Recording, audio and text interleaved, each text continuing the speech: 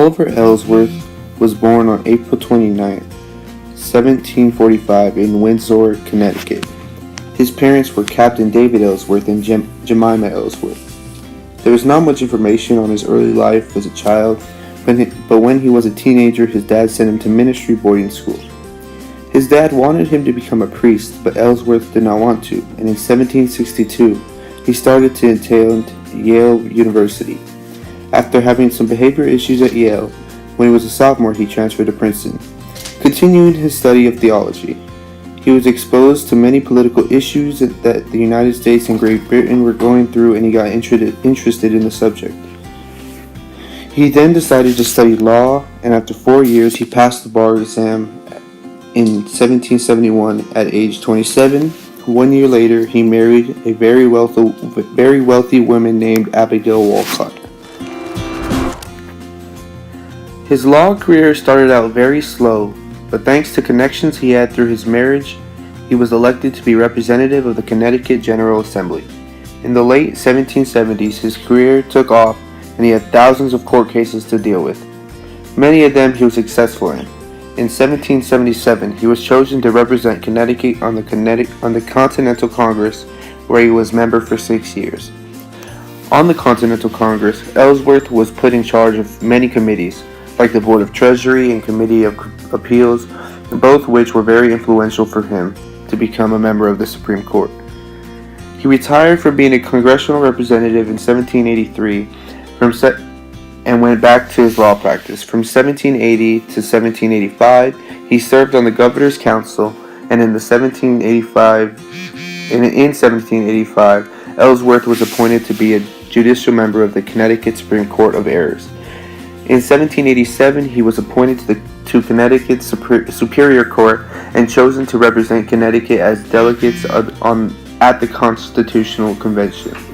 During this convention, he proposed the Connecticut Compromise, which is the federal legislature being made into two houses, the upper having equal representation from each state, the lower being chosen on the basis of population. Ellsworth was also the 5-person committee that wrote the first draft of the Constitution. He was also on a committee that developed the Federal Judiciary Act. Later, Ellsworth was chosen to be one of the 2 senators of Connecticut. During his time, he was in control of and able to organize the U.S. Army, Postal Service, and Census. He made the first set of Senate rules and also wrote the documents to make Rhode Island and North Carolina states.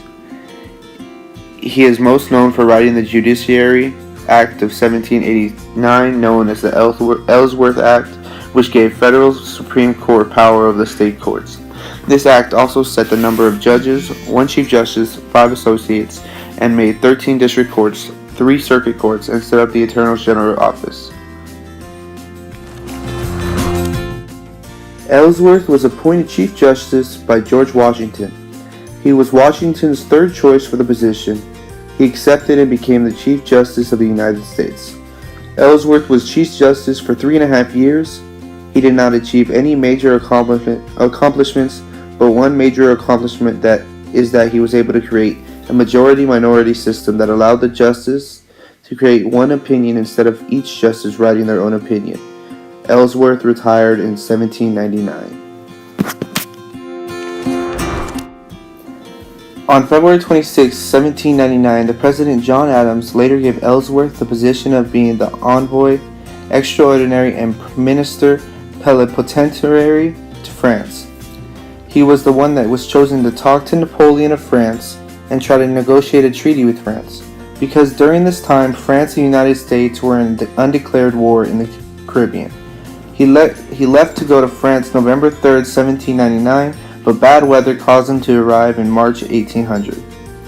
He got sick during the long journey, but still discussed terms with Napoleon for 8 months until they came to a conclusion.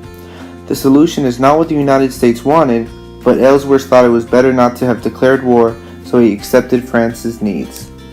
Ellsworth spent the winter in England to recover from his sickness and arrived back in the U.S. in March 1801.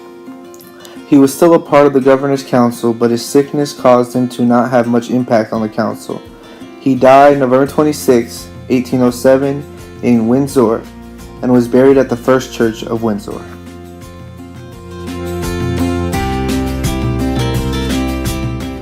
Brown versus the Board of Education was actually a collection of 5 different cases, all in the states of Kansas, South Carolina, Virginia, and Delaware. But Brown versus the Board of Education in Topeka was one of the greatest Supreme Court decisions of the 20th century, because it undermined the previous verdict of Plessy versus Ferguson and stated that it was unconstitutional to allow segregation in public schools even if the white and black facilities were equal.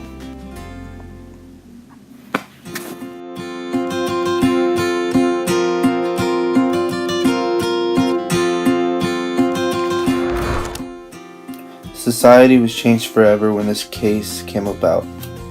It changed the way people thought, it changed the way people acted, it changed everyday life. It made it so whites and blacks could go to the same public schools. Not only that, it paved the way for civil rights activism, and it helped bring about the end of racism.